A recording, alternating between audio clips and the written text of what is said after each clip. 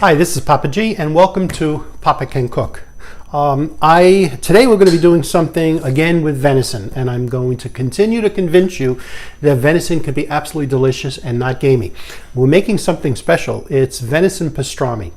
Venison pastrami is actually very easy to make. There's two steps to it. You put all the stuff together to cure it. It sits in the refrigerator curing for a long time, up to a week, and then you cook it low and slow, and then that's it. So what does it need? It needs a curing salt. I use this Anthony's curing salt, which is certified gluten-free.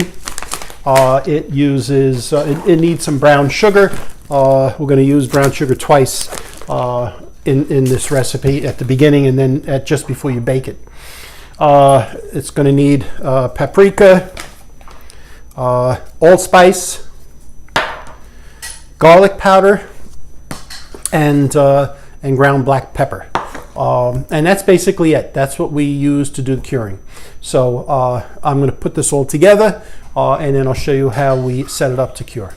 Okay, we're going to put everything together now and cure it. By the way, this is the venison roast, which my son-in-law Brian brought to us. I've got that curing salt and the brown sugar. I'm going to put this in a little bowl. Let me get a little salt out of here. I took the bay leaves and I crushed them. I used a coffee grinder, which it works. You have to kind of pulse it in order for it to work. Or you could use a mortar and pestle, which also works. And they have all the other spices, the paprika, the allspice, the garlic powder, and I'm going to put that all in. And I'm going to whisk this together.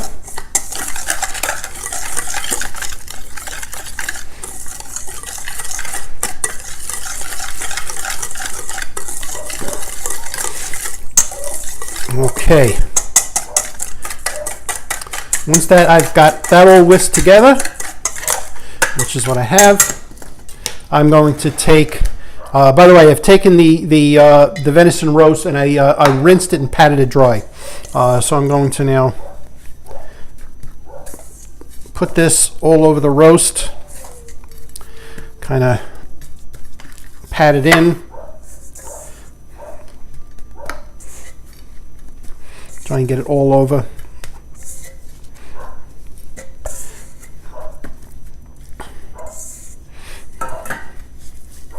Make sure you get the sides too. There's plenty in the dish here. Just get a nice coating on it. You want to have plenty on there because you want it to be able to cure nicely. So get all the edges, the two sides, the ends, make sure everything's coated nicely. And then I'm going to quickly rinse my hands. I'm going to have a sink nearby. All right, and then I'm going to take some plastic wrap.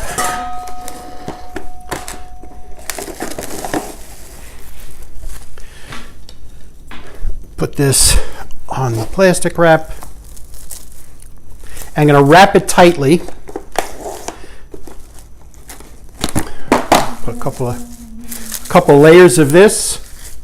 Wrap it tightly, and then we're going to put it in the refrigerator. And it's going to stay in the refrigerator. I'm going to put it back on the plate. I clean the plate, put it back on the plate, and it's going to stay in the refrigerator from anywhere to 5 to 7 days. So this is definitely something that you want to plan for ahead of time. It's not something that you want to do spur of the moment. This takes planning, this recipe. So 5 to 7 days curing, and when it comes out in almost a week, or about a week, I will show you how we get it ready and bake it. I'll see you later. The venison has been sitting in cold water for a couple hours. I've patted it dry. I made up a mix of half brown sugar and half coarse ground black pepper. I'm going to rub it in all around the outside and the edges on both sides.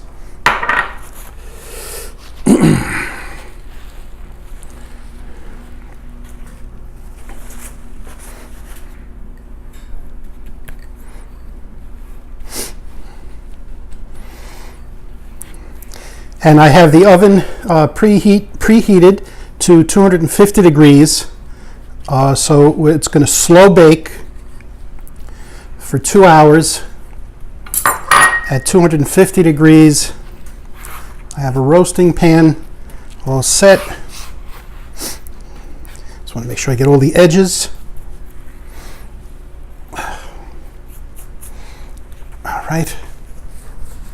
And I'm going to put this into my preheated oven. And I'll show you what it looks like when it comes out and I start to slice it. See you later.